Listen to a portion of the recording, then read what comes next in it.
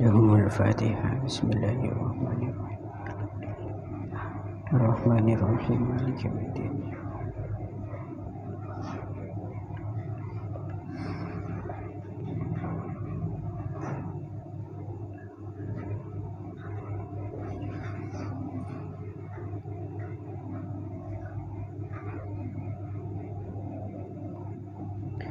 Bismillahirrahmanirrahim. Faqad qala al-mu'allif rahimahullahu ta'ala wa nafa'na bihi wa bi 'ulumihi wa bi asrarihi fid dharain. Amin. Allahumma amin. Bismillahirrahmanirrahim. Wal muharramatu bin nasih arba'un bil musahharah. Wal muharramatu utawi pira-pira wadon kang den harumaken bin nasih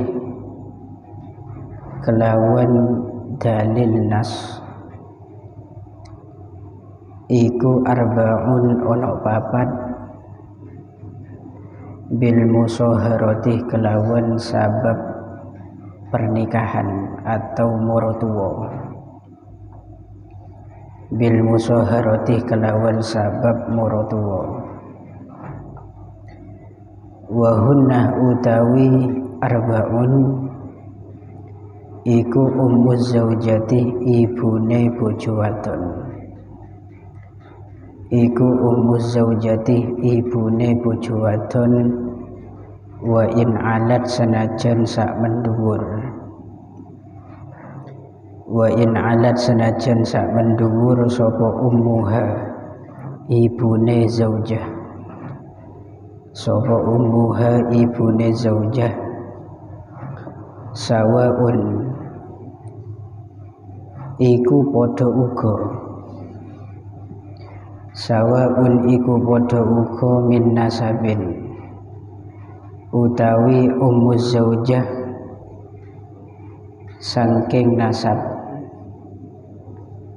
iku min nasabin utawi ummuz zaujah saking nasab auradoin utawa saking tunggal susun sawaun iku padha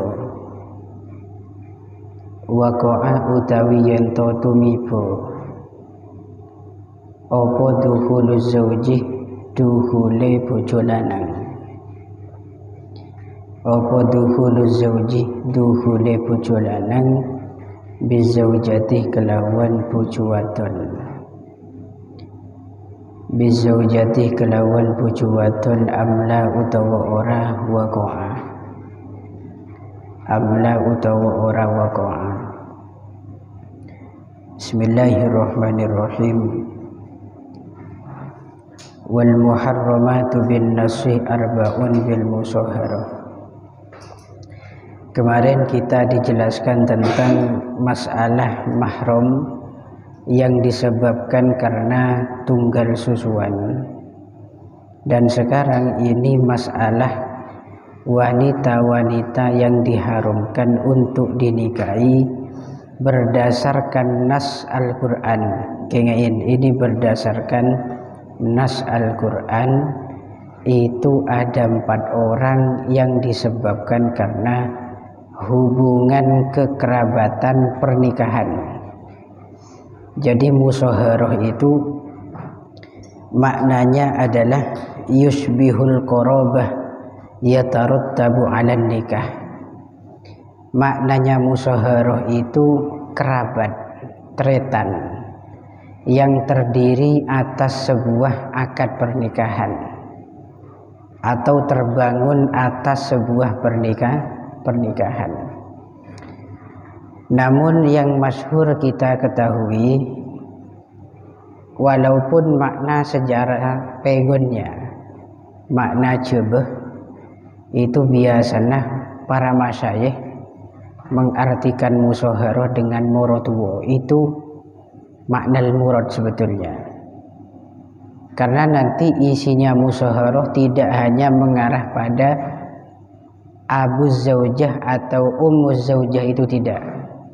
melainkan nanti isinya musyawarah, termasuk nanti anak tiri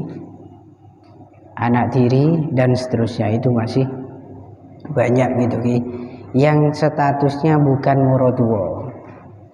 Lah ini masyayikh kenapa menggunakan makna morotuwo itu agar gampang kita dalam membedakan bahwa nanti hubungan morotuwo jelas di situ terkait masalah pernikahan. Nah ini jangan sampean tertipu dengan makna jubah gitu ya. Jangan tertipu dengan makna jubah.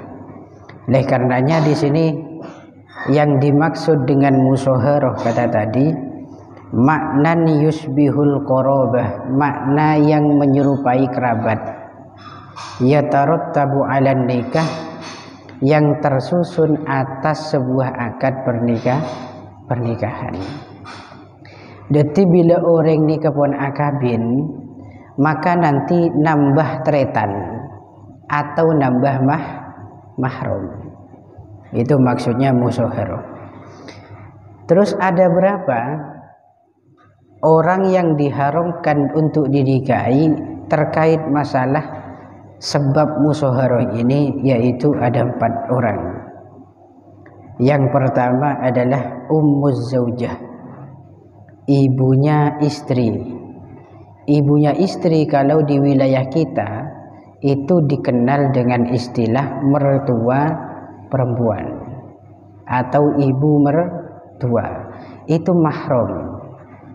Sehingga semua hukum-hukum mahrumiyat itu nanti diterapkan dalam hubungan keduanya itu, termasuk tidak membatalkan wudhu ketika menyentuh. Kemudian haram menikahinya, dan keharumannya di sini alat takbid selama-lamanya. Jadi mertua itu tidak ada ceritanya mantan.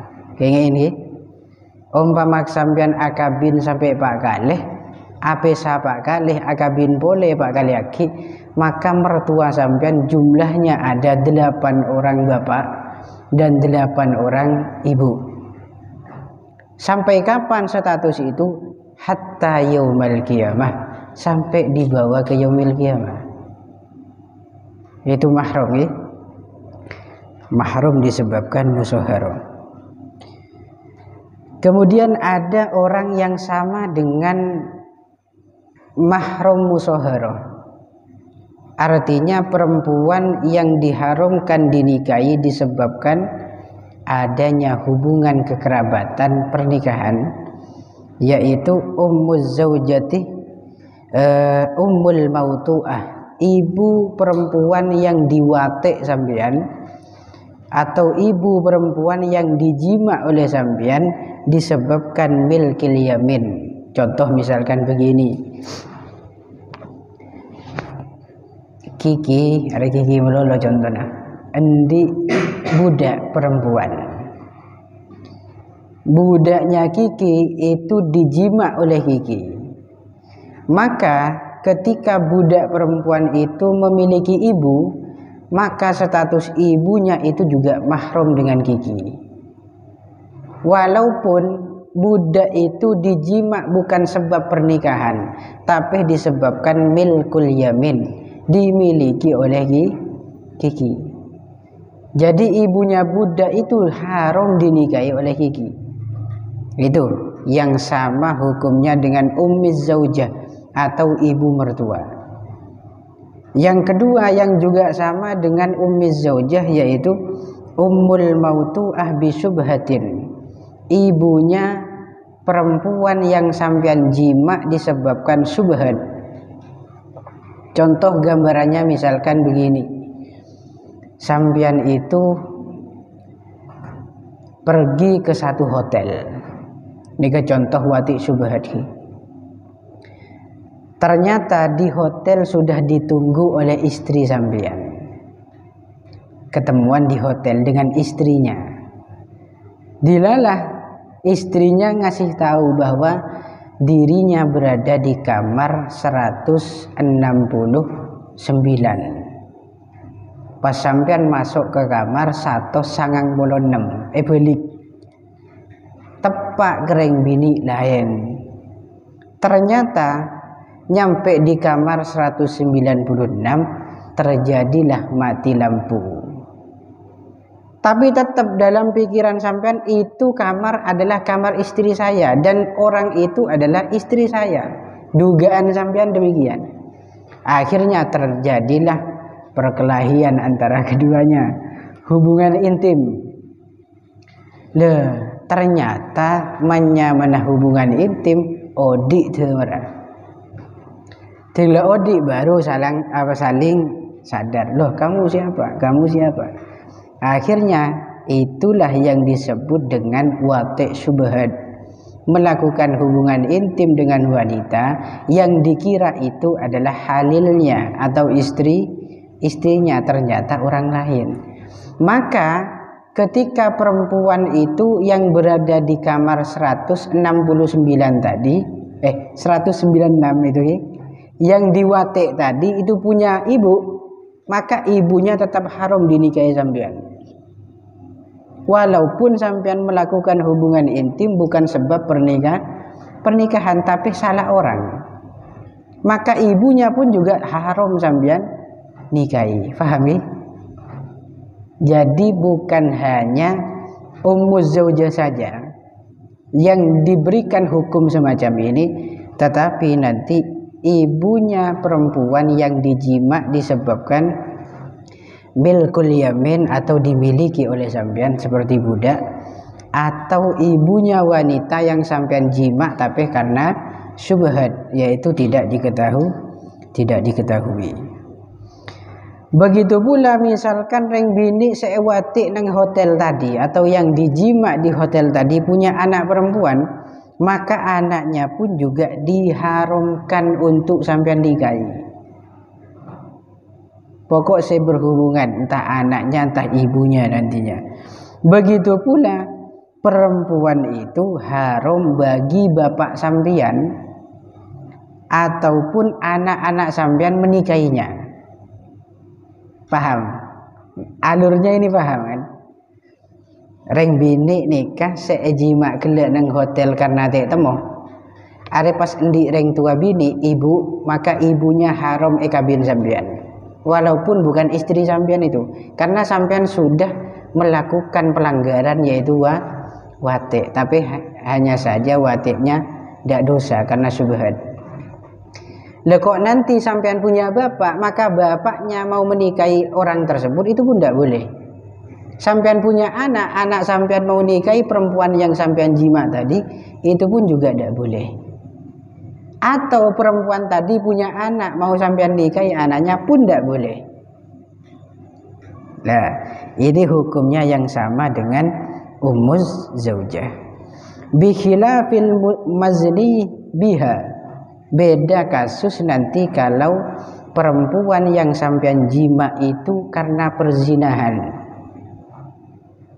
Karena misalkan pacaran, ketemuan di hotel dengan pacarnya, tak kira menakan-akan tuh ketemuan di hotel, ketemuan yang sabar deh, melarat menjaneng hotel, ketemuan di sawah misalkan, depan neng sabar ternyata hubungan intim, dia hubungan intim, maka kok nanti perempuan yang dizinai itu punya ibu, halal bagi sampean tetap menikahi ibunya,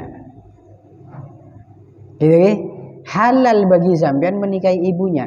Loh, tapi sudah dijima. Tapi jima sampean itu pelanggaran syar'i.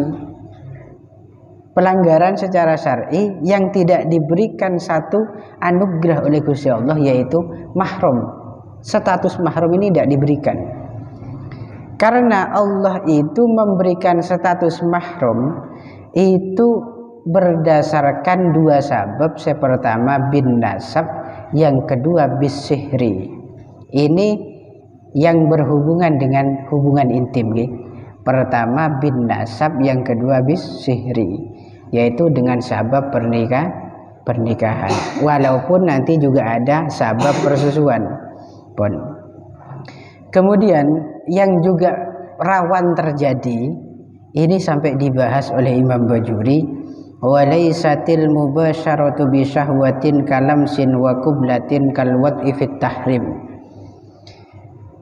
Adapun ketika kalian itu melakukan mubasyarah, bercumbu mesra dengan seorang wanita dengan syahwat, contoh seperti saling bersentuhan, wa qublatin, saling cium-ciuman, atau saling berpelukan dengan perempuan yang lain, maka jika demikian itu hukumnya tidak sama dengan wate atau jima.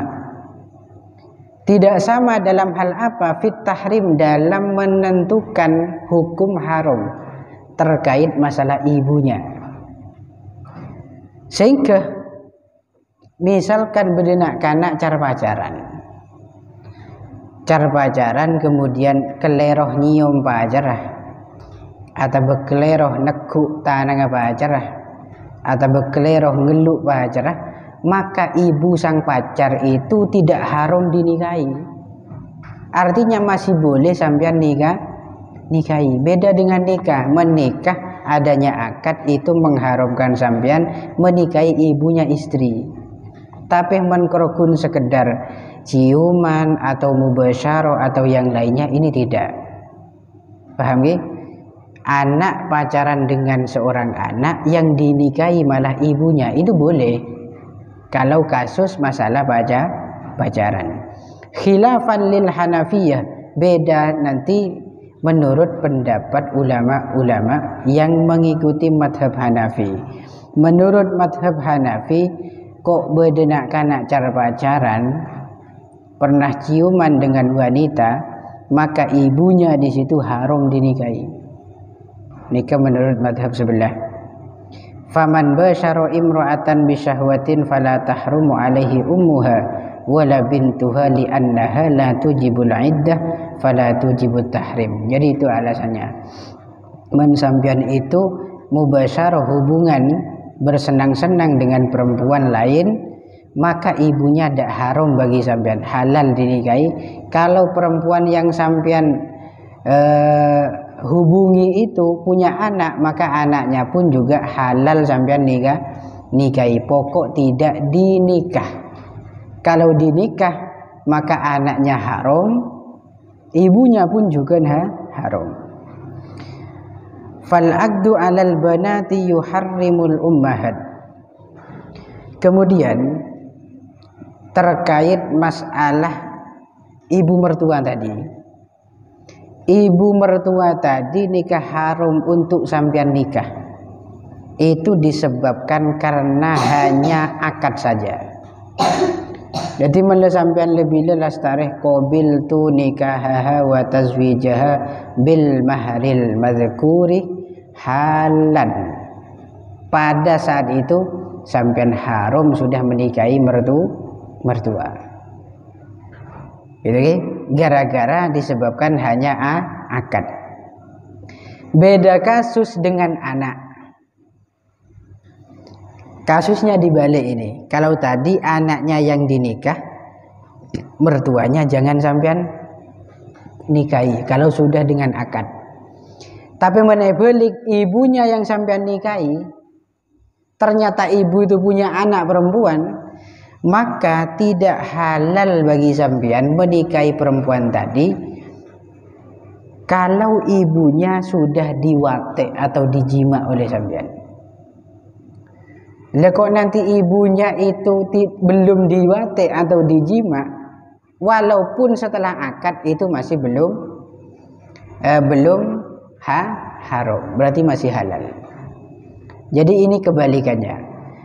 Ibu itu punya anak, kok sampean menikahi ibu, maka di situ keharuman sampean menikahi anak itu ketika sampean sudah menjima ibunya. Sampean kita ajima ibunya hanya dengan akad, maka di situ tidak diharamkan bagi sampean untuk sang anak tadi menikahi sang anak tadi. Makanya di sini wa ammal banatu fala tahrumu illa bidukhuli 'alal ummahat, kecuali dengan duhul atau jima. Apa alasannya? Kenapa kok beda? antara keduanya itu kok beda. Kalau masalah anak tadi cukup dengan dinikah saja mertua jadi haram. Kalau kita menikahi ibu, anak itu bisa haram jika sudah dijima. Alasannya kenapa? Karena debun ulama bi annar rajul yubtala ghaliban atau adatan. Orang laki-laki atau suami itu pada umumnya atau secara tradisi itu diuji, diberikan cobaan, diberi ujian bimukalamatil akibal akti. Biasan yang laki ini kan melestari kabin itu nanti akan sering interaksi dengan mertua. Mukalamah ini berarti omong-omongan, ngobrol dengan mertua. Tentang apa? Tentang masalah istrinya. Istri saya kalau makan setiap hari makannya dengan apa? Istri saya ini ngambulan orangnya apa tidak? Bagaimana ibu cara mendidik dulu? Bagaimana kalau istri saya begini? Itu nanti curhatnya ke mertua. Ini kalau versi kitab. Tapi kebanyakan kita punya hubungan biasanya tak bengal curhat ke mertua.